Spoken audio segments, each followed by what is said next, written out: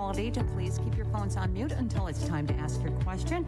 If you're able to do so, please use *6 to mute and unmute your phone. Joining us for today's media briefing are Governor Tony Evers and DHS Secretary-Designee Andrea Palm. Also available to answer your questions are Dr. Ryan Westergaard, the Chief Medical Officer for the DHS Bureau of Communicable Diseases, and Ryan Nilsestoon, Chief Legal Counsel in the Office of the Governor.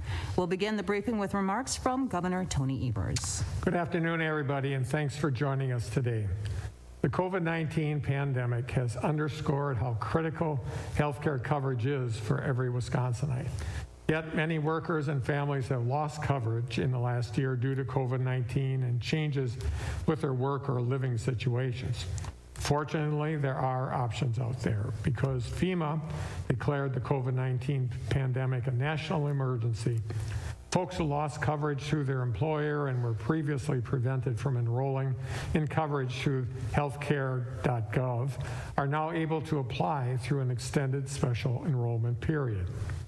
While we still have much work to do to make healthcare coverage more accessible and more affordable, anyone who has lost coverage should take this opportunity to use the extended open enrollment period and get covered. Visit healthcare.gov to find a plan that works for you. If you need help, you can visit wiscovered.com to get connected with an expert for free. Accessible, affordable, quality health care is the key to building a healthier Wisconsin. So don't wait. Head to healthcare.gov and get covered. I want to also kick off today with a thank you. Our local public health officials have been working diligently to ensure Wisconsinites from Sauk County to Bayfield County to La Crosse County and every place in between to have the most up-to-date and accurate information available. They've stepped up in a big way to keep our friends and our families, our students and our communities healthy and safe. But it hasn't come without its challenges. Local public health officials have faced some harassment and just plain rude behavior from those that they're frankly trying to help protect. Folks, public health officials are your neighbors, friends, and community members, so I want again to urge everyone to practice kindness and empathy and respect for one another and these public health leaders. They're doing one heck of a job getting the science, recommendations, and accurate updates out to the public. On behalf of myself and the state of Wisconsin, thank you. Thank you for rising to this challenge, dedicating your careers to the health of our community, and for looking out for your fellow Wisconsinites. Your hard work and dedication does not go unnoticed. Now, as we continue to respond to the COVID-19 pandemic, we have put CARES funding to good use. From investing in testing and surge preparedness to supporting farmers, small businesses, and local community recovery needs, we are making sure these critical funds go to where they are needed the most. In addition to these efforts, yesterday we announced a new $8 million grant program through the Wisconsin Department of Tourism for tourism industry businesses impacted by the pandemic. Wisconsin's tourism industry has been hit hard by the pandemic, yet it is an important pillar of our Wisconsin economy. Last year, the industry saw its biggest year on record with over 113 million visits statewide, generating an estimated $22 billion in economic activity. Support for this important industry will be crucial for helping our economy, communities, and our state bounce back stronger. Finally, as many Wisconsin families, workers, and students get back into the routine of the school year, it can be easy to fall into old habits. But folks, the COVID-19 pandemic is still very much raging on in our communities, and we need to take every precaution, perhaps now more than ever, to keep our families, neighbors, and communities safe. On Sunday, we had another record-setting day for the number of positive cases. Nearly 21% of all tests were positive, resulting in an increase of 1,547 new cases. According to a nationwide analysis, Wisconsin is one of the 9 states with the highest rate of infection per capita. We cannot continue on this path. At one point, Wisconsin was in a pretty good place, but that is no longer the case. We must double down on our efforts to stop the spread of COVID-19. In the days and weeks ahead, and as we spend more time indoors, please be extra cautious and take the necessary precautions for you and your family.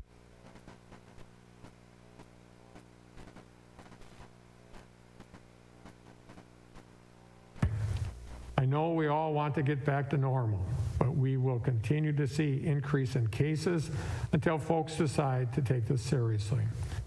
So please wear a mask whenever you're out in public. Limit social interactions and avoid crowds. Remember, masks are not a substitute for physical distancing. This will keep our neighbors and communities healthy, protect our healthcare workers, and ensure Wisconsin businesses can continue to operate safely. So stay healthy and stay safe, Wisconsin. I'd like now to pass things over to Secretary-Designee Andrea Palm for her updates. Andrea? Thank you, Governor. Good afternoon, everybody, and thanks for joining us again today. I'll start with an update on our numbers. So here's where things stand. We now have 1,284,525 negative tests. That's an increase of 10,918 over yesterday. There are now 91,304 confirmed cases of COVID-19 here in Wisconsin, an increase of 1,348 over yesterday. And our total deaths have now reached 1,220, with Menominee County reporting their first death of the pandemic today. I want to reiterate some of the best practices for boxing in the virus and keeping ourselves and our loved ones healthy during this pandemic. Like we've said before, testing, tracing, and isolation and quarantine are key to boxing in the virus. And we all have a part to play to help ensure our success. So it's important to remember that after getting a test, you need to stay home and quarantine while you wait for your results. Then, if you get a positive result, you need to isolate, which means avoiding contact even with the people you live with. But if your test comes back negative, you still need to continue to quarantine to make sure that you do not develop symptoms in the following days. Please follow the advice of your local public health team and to help make testing and tracing as effective as possible. I want to add another item to the list of actions you can take to help keep Wisconsin healthy during the COVID-19 pandemic, and that is to get your flu shot. To be clear, the flu shot does not protect you from COVID-19, but because it does help protect you from the flu, it helps protect our state hospital capacity.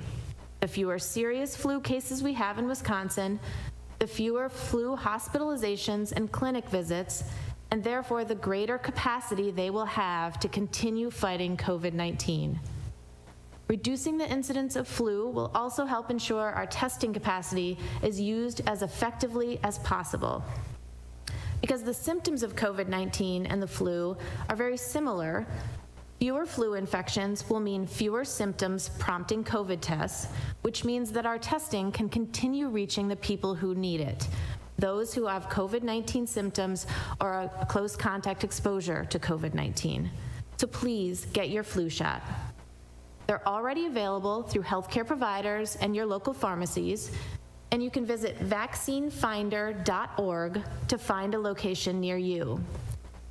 It's imperative that we each do our part to stop the spread of COVID-19. That means quarantining after testing and getting a flu shot to help save hospital and clinic capacity. And it is also why DHS has launched a statewide multimedia campaign called You Stop the Spread, to encourage all of us in Wisconsin to protect ourselves, our communities, and the entire state. The messages aren't new, but the messengers are. We still want you to wear a mask, wash your hands, stay 6 feet apart, and stay home as much as possible. But now these messages are coming from your neighbors, because You Stop the Spread features Wisconsinites from all across the state taking these actions and explaining why it's important to them. We'd love for you to join the You Stop the Spread campaign too. We know you're taking these actions, so please snap a photo and make a post explaining why you're doing them. Maybe you wear a mask because you want the small businesses in your town to thrive, or to protect your grandmother. Or so in the near future, your book club can reconvene or your family can have their reunion next summer, or just so we can have a better 2021. Whatever the reason, share your story and use the hashtag #YouStopTheSpread. This is an opportunity for us all to reach out to each other in our own words. Thank you all for continuing to do your part. Together we can stop the spread. Thank you. Thank you. And we'll now take your questions. A reminder to maintain audio quality, to keep your phones on mute until it's time to ask your question. And in the interest of time, please only one question per reporter per media outlet. And we'll begin this afternoon with Jeremy Janine from Urban Milwaukee. Jeremy?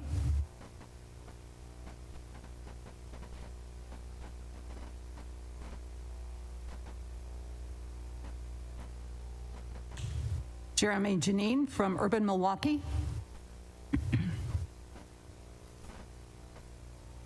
Okay, we'll move on then to Emily Fannin from WKOW TV in Madison. Emily.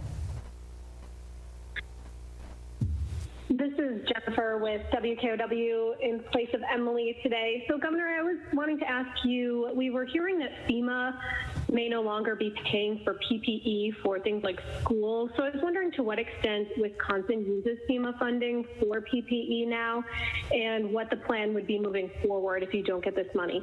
Well, first of all, we're hoping that FEMA will change their mind. I know governors across the state, across the country are concerned about that, Republicans and Democrats. So to answer your question, yes, it is FEMA's plan to only give it to first responders. That leaves our schools and other areas in frankly, a world of hurt. So first and foremost, we are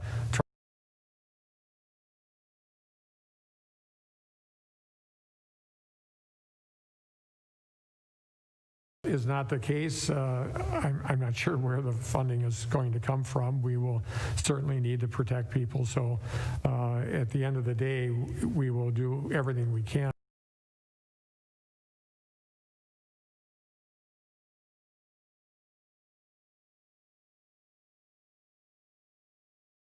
Are able to, frankly, write a check, and the states are not in that position. Thank you, Jennifer. Now to Brittany Ehrman from NBC 15 in Madison. Brittany?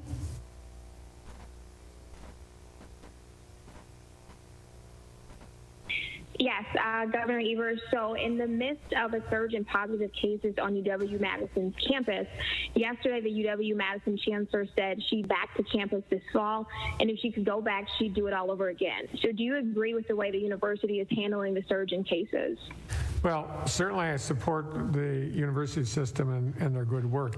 You know, I'm sure there might be little odds and ends that, and communication is one of them that maybe could have been done better. But at the end of the day, I think they've approached it well. I know that they're doing massive amounts of testing in the dorms and with their with other parts of the campus. So, you know, you never say never that you wouldn't do something differently. But the fact of the matter is, if you think about, and I'm not a vaccine expert, but if we're waiting for it to be gone, the virus to be gone, we could be waiting till next year at this point in time. Clearly, when the vaccine is available, we have 300 million people in the country, and not all of them are going to be vaccinated before Christmas. And so in order for the university system to move forward, they had to have massive amount of testing and contact tracing. They're beefing that up as we speak. And so their approach, we always said it was going to be bumpy, both in the K through 12 world and the university, and it has been. But at the end of the day, we just have to make sure that students, especially in the university system, really take on the issue of individual responsibility. That's the bottom line. Thank you, Brittany. Now to Katie Anderson from WBAY TV in Green Bay. Katie?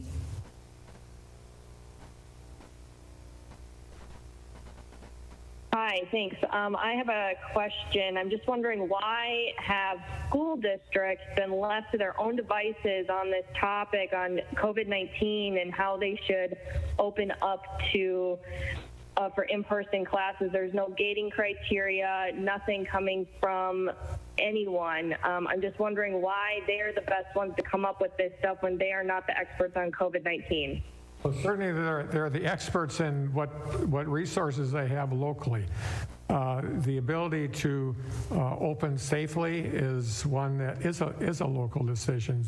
If you're in a very small district where you have already small class sizes, it's much easier to socially provide social distancing for students than it is in school districts that don't have that ability. So the idea that somehow magically gating criteria would make it easier for everybody, it would make it just as equally complex. And so districts and local health officials understand what needs to be done locally, and we believe they're in the best position to do it. School districts across the state do not look the same, and no one should be making that claim. Thank you, Katie. Now to Sean Kirkby from Wisconsin Health News. Sean? Hi, thank you for holding this today. Early on, the federal government didn't declare an ACA special enrollment period despite calls from state and federal officials. Is this opening of a special enrollment period a new or recent development, and are there any parameters around it, like having to care for someone with COVID or having COVID? Thank you.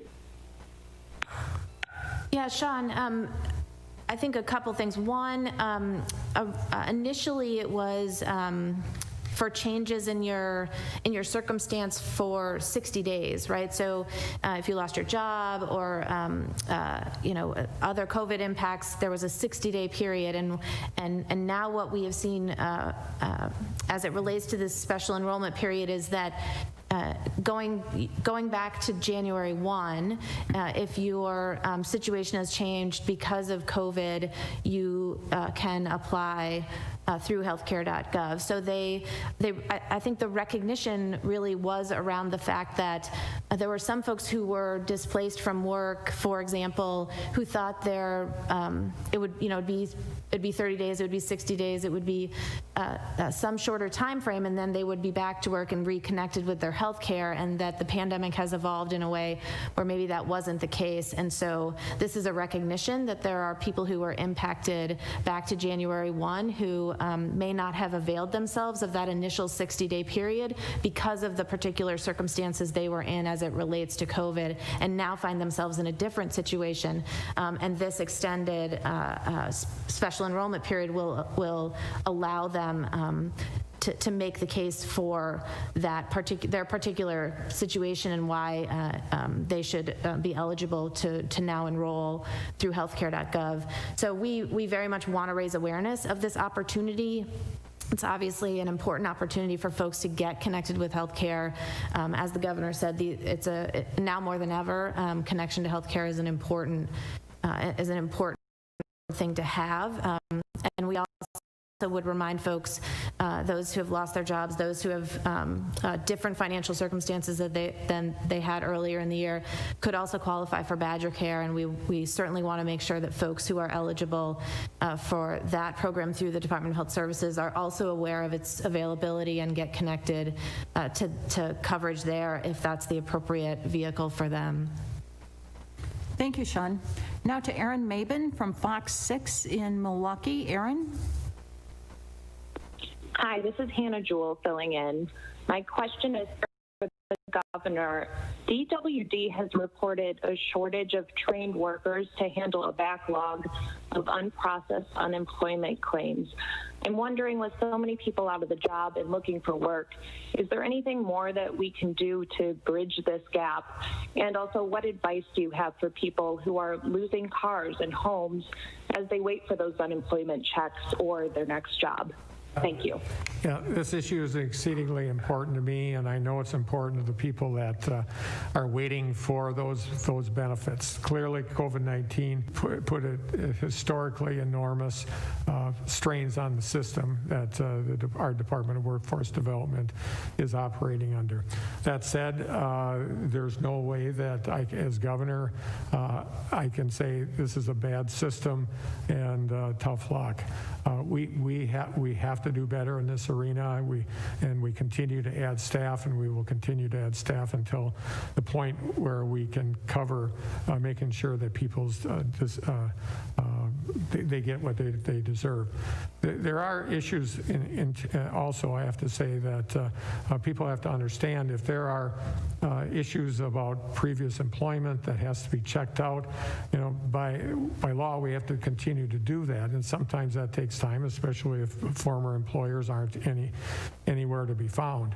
So, but those are all excuses. The bottom line is we should be getting this money out as soon as possible. Thank you, Hannah. Now to Rachel Glass from TMJ4 in Milwaukee. Rachel? Hello, I just would like to ask about testing. Why do we continue to be at 0.25% of the rate of testing capacity? Is it shortage of supplies or people just not getting tested? Thank you. So I think, this is certainly a complicated question and therefore a complicated answer, and some of it is just speculation. I think there is certainly pandemic fatigue. Folks are less focused on this issue, and that could be impacting the demand, the numbers of people who are going out to get tested. I think that the threat of supply shortages, we have states, and so I think that there, as people worry about whether they'll have supplies beyond, the end of next week, it certainly impacts the amount of testing that they may be willing to do as they try to figure out with their suppliers how secure their supply chain is. But I think what we know is that we have capacity to test everyone who needs a test. And so I think the most important thing that I can say is if you need a test, please go get tested. We have the capacity to continue to push it into more and more places around the state with our National Guard partners, with our healthcare partners, to make sure that people who need tests can get access to them. But folks should know that they're available. They could call their healthcare provider. They could go to our website, find a community testing clinic, and go get tested if you have any sort of symptoms or have been in close contact with somebody who is positive for COVID-19. The capacity is there, and we can't execute on the contact tracing and boxing in the virus if you don't take that initial step and get tested. So please, if you need a test, get a test. Thank you, Rachel. Now to Katrina Nickel from WLUK TV in Green Bay. Katrina.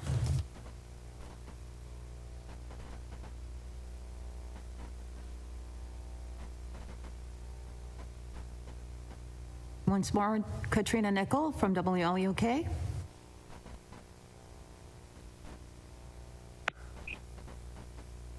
Hi there. So we've seen a spike in 18 to 24-year-olds throughout the state, and I was wondering if this is coming at a cost of, are the other age groups not being tested because this age group is being tested more, specifically those who are returning back to colleges and things like that. So just kind of an explanation for the other age groups and why we're not seeing as big of a spike as we are for the 18 to 24-year-old group. Mm-hmm. Ryan may want to add on to this, but I would say that capacity for testing is not an issue. So no matter what age group you are in, there is capacity, there is availability, there is opportunity to get testing if you need a test. We certainly have been working with our university, our UW and our private college partners as they have added capacity and put in place their testing plans specific for their students and their staff. But there is not a shifting of resources away from other parts of the state of Wisconsin for university testing. There's plenty of testing to go around. And so I think what you are seeing in the numbers is a surge in cases among that age group that is not connected to the number of tests that are that are happening in that age group versus other age groups because of our testing capacity. But Ryan, you may want to. Yeah, I think the observation is a striking one, and if you assume you're sort of referring to the data on our website about the weekly case counts by age group, and it's true the 18 to 24 group is dramatically increased over the past week, and all other age groups have actually gone down in terms of cases per week. I don't believe there's any reason to think those are connected, meaning I don't think we're seeing fewer cases or fewer testing because of the cases in the younger group. As Secretary Palm said, their supply is strong, and in fact, many of the testing that's done in that age group are happening on college campuses and outside of the healthcare system. So I think both are happening. They're not necessarily connected. And when we look at all the various sources of data in terms of hospitalizations and deaths, we don't see a corresponding uptick in the older age groups. So I think it truly is the case that we've had a dramatic acceleration of transmission in the state, and it's very largely driven by that younger age group of 18 to 24. Our big challenge now, of course, we have two challenges. One is to understand how to reduce transmission, how to prevent ongoing transmission in that younger group, and very importantly, to make sure that we can prevent the transmission that's happening in the young, healthier group that's not at high risk for severe disease, and prevent them from coming into contact with older and more vulnerable adults, because that would be the danger from the epidemic as it is right now, is that we have outbreaks in younger folks. Now is the time we really need to pay attention to protecting older and vulnerable patients so that the transmission doesn't reach those who are high risk of severe disease. Thank you, Katrina. Now to Mitchell Schmidt from the Wisconsin State Journal. Mitchell? Yeah, thank you very much for the call today. So we've kind of talked about encouraging people to remain vigilant in light of the surge in cases that we're seeing. I'm just kind of curious if there's any sort of potential for any additional statewide reaction, whether that's coming from the governor's office, DHS, or maybe the state legislature. And if so, what you would like that to look like, or are we kind of, I don't know, past the point of additional statewide response? Thank you. Well, we did a statewide response a few weeks ago with the masking order, and we believe it's been somewhat effective, frankly, that it is working. And that order ends on the 28th of September, and there may be opportunities for us to do something different at that time. But we're always we're always thinking about that and making sure that we're doing the right thing, and that we continue to drive down the transmission of the virus. Now, certainly, our ability to act and react was limited by the Republicans and their allies on the Supreme Court back in May, and as a result of that, we're severely limited as to what we can do. And now we're seeing that even counties are severely limited to what they can do. If you look at the southern part of our country, where there was significant transmission of diseases, and that has slowed to some extent, but they were able to put orders in relative to bars and restaurants as it relates to the size of groups that can attend, and all sorts of things that frankly aren't at our disposal at this point in time, and the legislature seems reluctant to accomplish anything as it relates to restrictions. So to put it bluntly, we're going to continue to do what we can do, and masking is one of them, and we have that until the 28th of this month. Thank you, Mitchell. Now to Will Cushman from WisContext. Will? Good afternoon. This question is for Secretary Designee Palm or Dr. Westergaard. I'm curious about something that's a few weeks old at this point, so I apologize if you've already covered this in the prior briefing that I missed. I'm interested in the CDC's report. I think it's an ongoing report, but a specific report from August about COVID-19 deaths and comorbidities, and the report citing that only 6% of COVID-19 deaths had no comorbidities associated with them. I've talked to some doctors in the state who said that they have been having to correct quite a number of misperceptions by their patients about what that report meant. And so I'm curious to hear your take on that report and how you recommend people interpret data associated with COVID-19 comorbidities. Thank you. Mm-hmm. You want to take that one? Sure.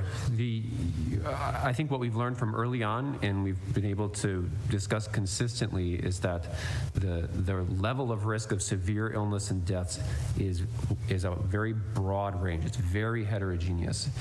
Younger people without comorbidities have a very low but non-zero risk of severe illness and death. And people who are older in their later decades of life and multiple comorbidities have a much higher. So this is a unique pathogen, a unique virus that has such a broad range of clinical presentations. So that being said, however, it would be a mistake to conclude that because the risk is lower in younger folks who are healthier, that it's zero. And the other thing to pay attention to is that there are severe adverse and potentially long-lasting outcomes of this infection other than death. There's new data out every week about neurologic complications, blood clots that sometimes lead to severe disease and death and strokes. So the risk varies quite a bit, but there is no age group in the country or in the world that has not had a number of deaths. In Wisconsin, we've been fortunate. We haven't had any deaths in anyone under 20, but that's not the case nationwide. So I think the bottom line interpretation or the recommendation is that everyone ought to take this seriously, that no one has zero risk of severe illness or death. But as a community, it's actually very valuable and very important for us to recognize that there are those among us who are particularly vulnerable, and it's in all of our interest. The more we can do to prevent transmission on the community level, the more we're doing to protect the very vulnerable people in our communities. So those are really two reasons that it's important that we take a community-wide or a statewide approach and not to operate under the assumption that there are people among us who have zero risk, and it's not a big deal if they become infected. So it's really a situation where we're all in this together, and that individual risk and community risk are really intertwined closely. Thank you, Will. Now to Rob Sussman from WTAQ Radio in Green Bay. Rob? Thanks for holding this call. Governor Evers, there's a little bit less than 2 weeks to go before the mask order is set to end. Given what we know right now, if the order were to end today, would you extend it? Thank you very much. Well, I'm glad that it's not ending today. It's ending in a couple of weeks, and we're looking at all alternatives. We believe masking is an important component in keeping the people of Wisconsin safe, and so hopefully we'll find a way to make that happen going forward. But we have made no decisions in that respect. We're looking for the right avenue. Thank you, Rob. Now to Mason Dowling from WAOW-TV in Wausau. Mason? Hi, thanks for holding this call. Can you hear me? Yes. Hi, can you hear me? Yes. There we go. Actually, he just beat me to it with the mask mandate question, but I did have a quick follow-up actually to an earlier question that was asked in regards to UW for the governor. Obviously, they just made the decision to suspend their spring break, which obviously is, several months from now. Do you expect that we're going to continue to have to make such measures across the state into, well into next year? Well, certainly, as I mentioned before, and I'm no expert in vaccines. All I know is that in order for our country to vaccinate 300 million people, it's not going to happen overnight by any stretch of the imagination. I've been working, listening to, and having conversations with the federal government around this very issue. It is going to be a complex process. It's going to take lots of time. Obviously, there's going to have to be priorities, like making sure our folks on the front line are the first to get those vaccines. And so for the UW to say next spring we're going to truncate or make smaller our spring break, makes sense for a number of reasons, and the ones that they talked about are important ones. Usually during spring breaks, there's lots of travel by students, and their ability to travel is not restricted, and they can come back and go to places where they contact the virus and bring it back to campus. So I think it's a wise step on their part, and I support it. Thank you, Mason. Now to Amanda Quintana from News 3 Now in Madison. Amanda.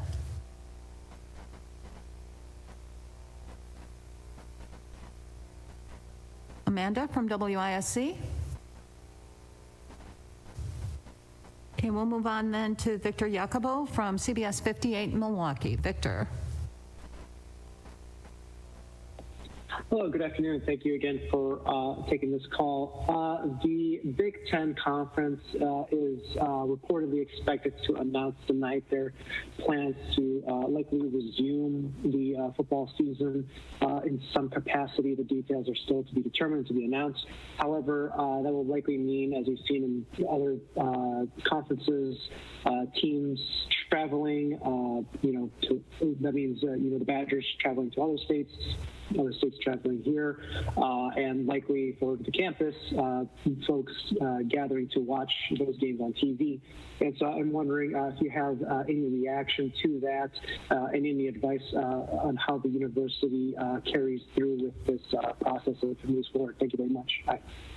Well, I'll start out, and if any of my colleagues want to jump in, feel free. But certainly I feel confident that the University of Wisconsin system, the athletic department, and others that are concerned about the health and well-being of the not only the student athletes but the students in the campus are taking into consideration a number of things, making sure they have enough testing, the contact tracing, all the things that need to be happening on a really significant level in order to allow activities like football or other sports to happen.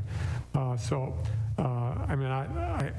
don't judge them that isn't happening, but at the end of the day, those are the things that have to be in place, and if they do allow it to happen, we have to ensure that they have the resources necessary and the testing and other things in place to make it safe.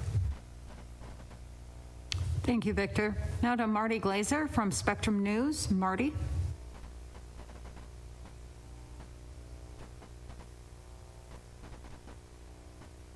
And Marty Glazer from Spectrum News. Can you hear me? Yes, we can. So Dr. Westergaard, my question would be for you. What would you say when it comes to the increases with the age group of 18 to 24? Do you attribute that to some school, kids going back to school and schools reopening? Is there any, can we compare the increases to the fact that kids are going back to school now? Could that be where some of the spread is coming from? Yes, thank you. I believe that's very likely. When we've studied hotspots or outbreaks throughout this pandemic, dormitory settings have been some of the highest risk activities. So people are in close contact for longer periods of time. People are living in an environment where the masks can't be worn all the time for sleeping and bathing and sharing spaces. That is a high risk environment. So I do believe that residence halls on campuses have been a big have contributed in a major way to our increased cases, as well as socializing outside of campus in restaurants and bars. We've seen shared indoor spaces without masks being an important driver. So I think those are probably the two biggest reasons that that age group seems to be having the highest transmission right now. Thank you, Marty. Now to Hillary Mintz from WISN in Milwaukee. Hillary.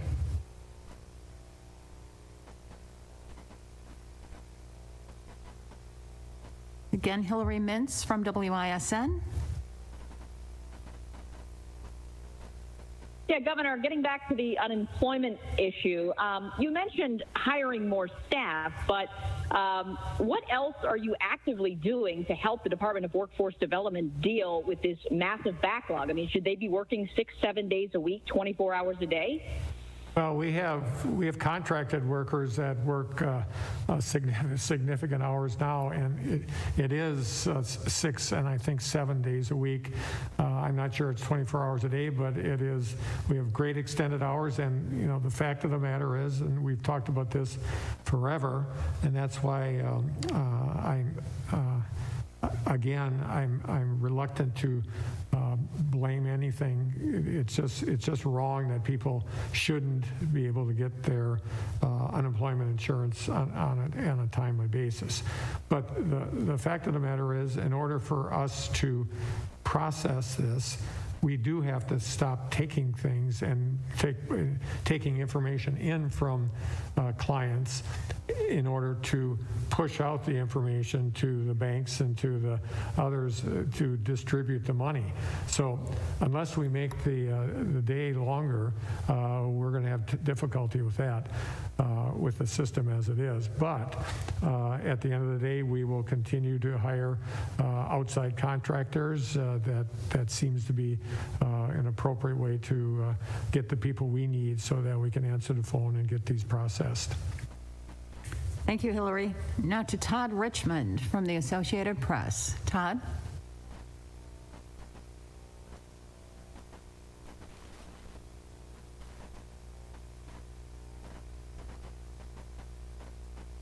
Again, Todd Richmond. Okay, we'll move on then to Jonathan Neiser from NBC 26. Jonathan.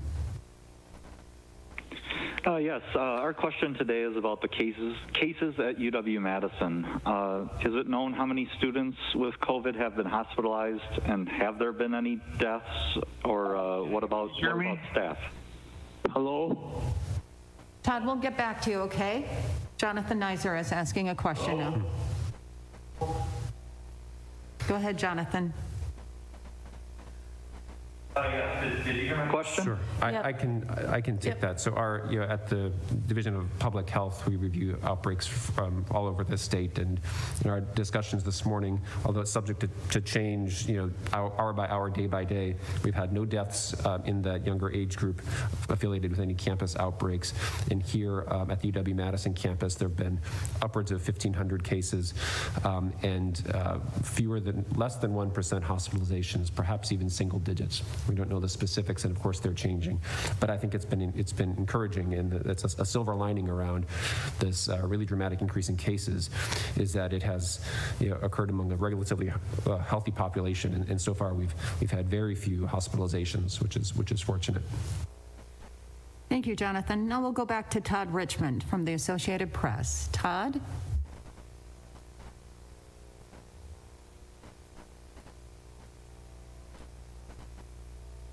And a reminder to press *6 to unmute your phones. Todd Richmond.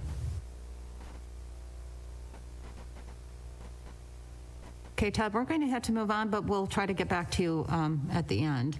Now to Stephanie Hoff from West Politics. Stephanie.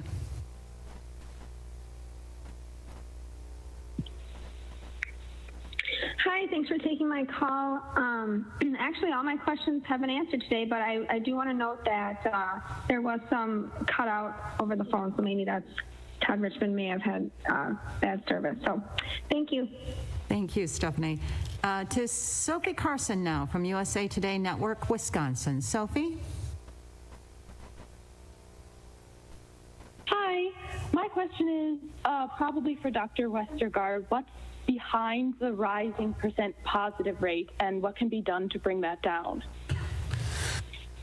Well, it's a ratio, so it has two components. The numerator, the top numbers, of course, is the number of positive cases. So the way to get that number down, as we've discussed, is to try to get a handle on transmission that's occurring predominantly in the 18 to 24 age group.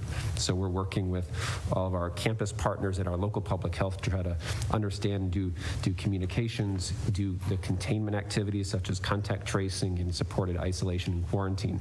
So we have to do the things we know how to do very well, particularly in that youngest age group, to reduce the amount of transmission, the number of cases.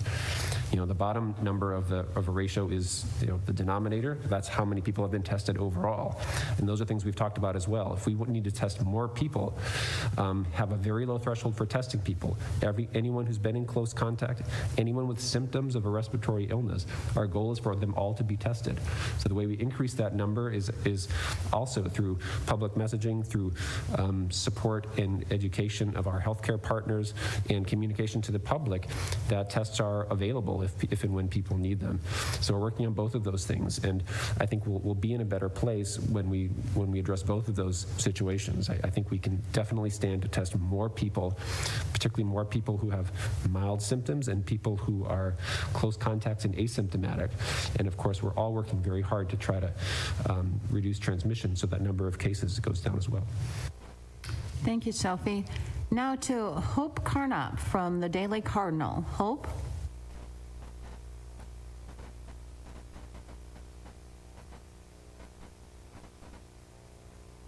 Once again, Hope Carnop from the Daily Cardinal.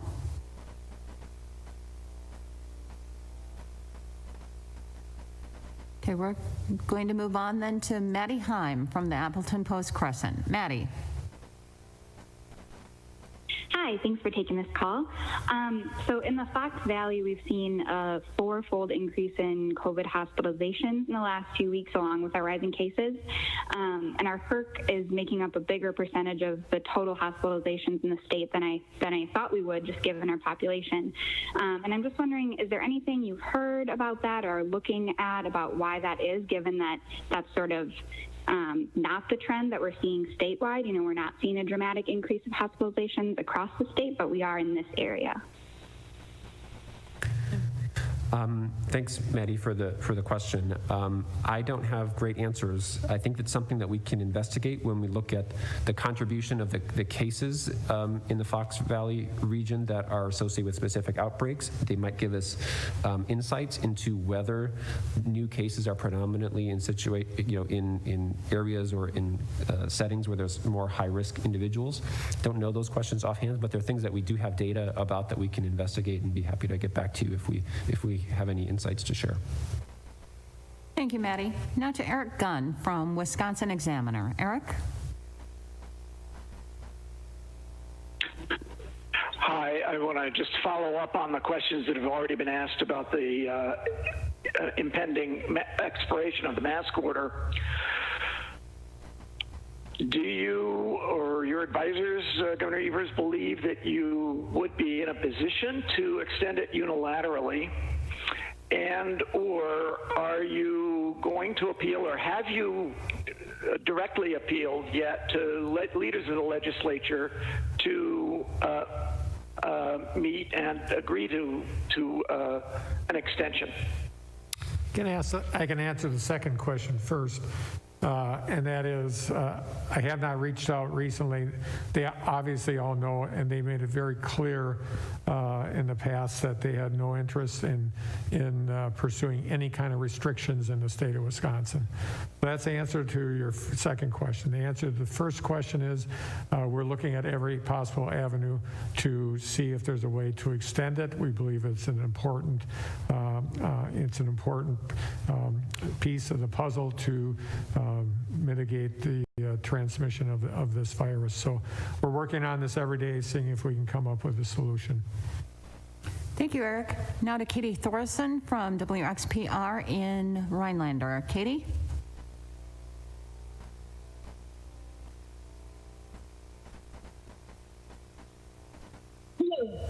Hello. I am asking about Forest County. It currently has the highest case rate in the state, and I'm just wondering what support the state is giving county health workers there in contact tracing and testing.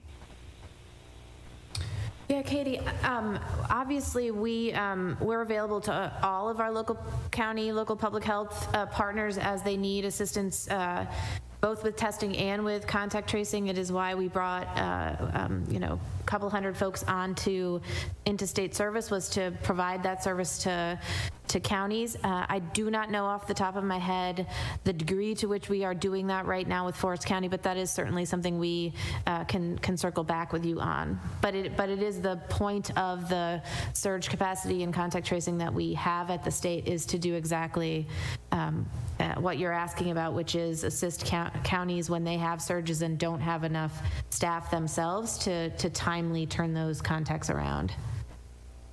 Thank you, Katie. Now to Emily Davies from WSAW TV in Wausau. Emily?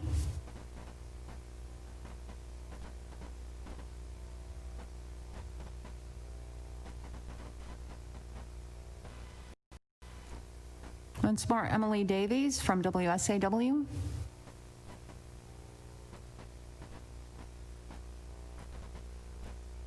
Okay, we'll move on then to Haley B. Miller from the Green Bay Press Gazette. Haley?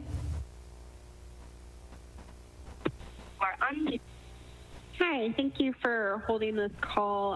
Brown County continues to see one of the highest rates of cases in the state, and particularly in the last week, we've seen some numbers that almost seem to be surpassing what we saw in the spring with the meat plant outbreaks. So I'm wondering, what you are seeing and hearing in this area, and if you're aware of anything that's of a particular concern.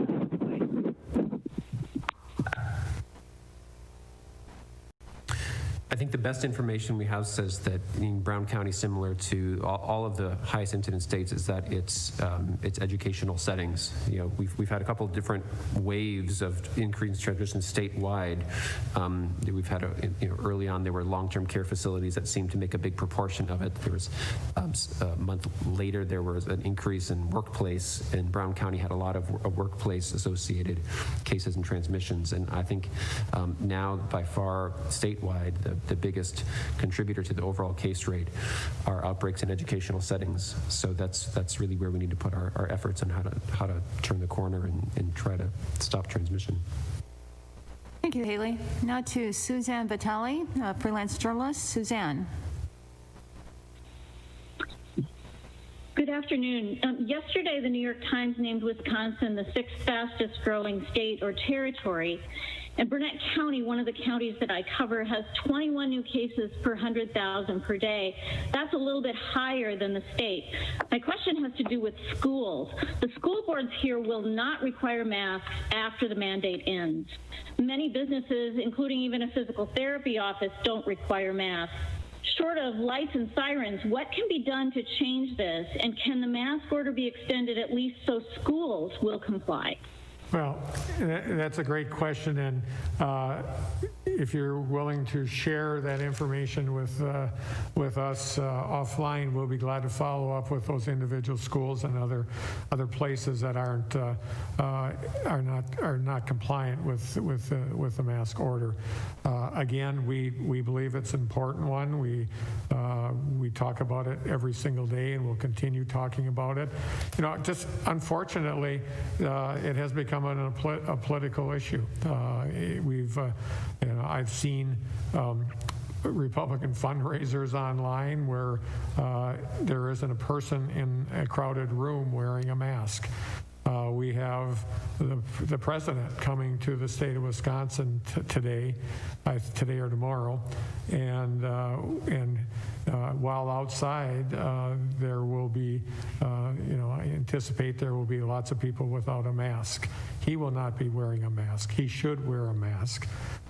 So when you have leaders not following an order, that just sends a message to everybody else. So when we do get information of people, especially in our schools and in our healthcare facilities, not responding to this, we follow up. So you can feel free to give us that information and we'll follow up.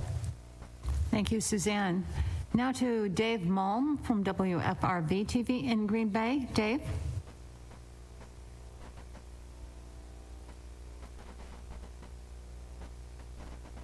Dave from WFRV.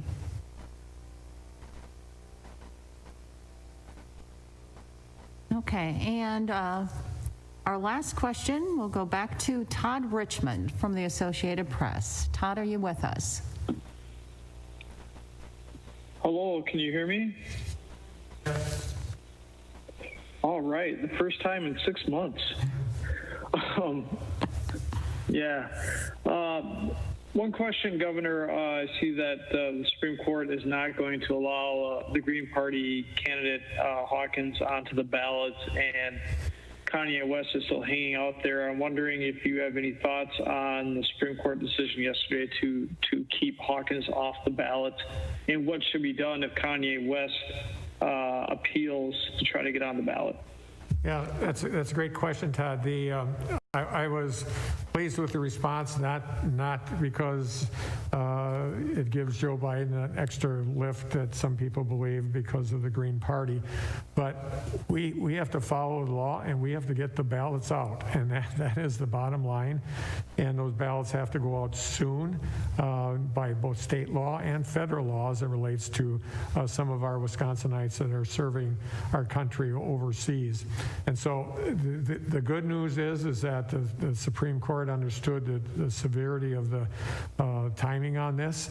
And Todd, also, I just have to say, the people that our county clerks and our township clerks and the folks that do this work, they're true heroes here, and it's very difficult as we see an increase in the number of cases or number of people wanting to vote by mail and absentee, and they're doing the best job they can, and the last thing they need is another roadblock. And the Supreme Court removed one of those roadblocks to those clerks to do their job yesterday.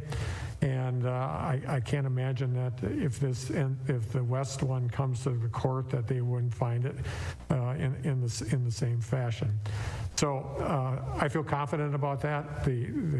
I know those clerks all across the state, from our largest cities to our smallest townships, breathed a sigh of relief yesterday, and they should.